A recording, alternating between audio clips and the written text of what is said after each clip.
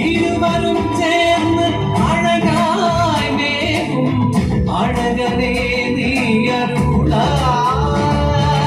കഷ്ടമയിലേറി വന്ന് ചിത്തത്തിൽ വന്നരുളും കந்தனுக்கு മുരുകനുக்கு ഹരോഹര. ആറുപടை വീട് കൊണ്ട ദണ്ഡപാണി സ്വാമിയാക കുമരനുக்கு വേലനുக்கு ഹരോഹര. എതിരെതിരായി വന്നത് ഹരോഹര. ദേവസേന നായകന് ഹരോഹര.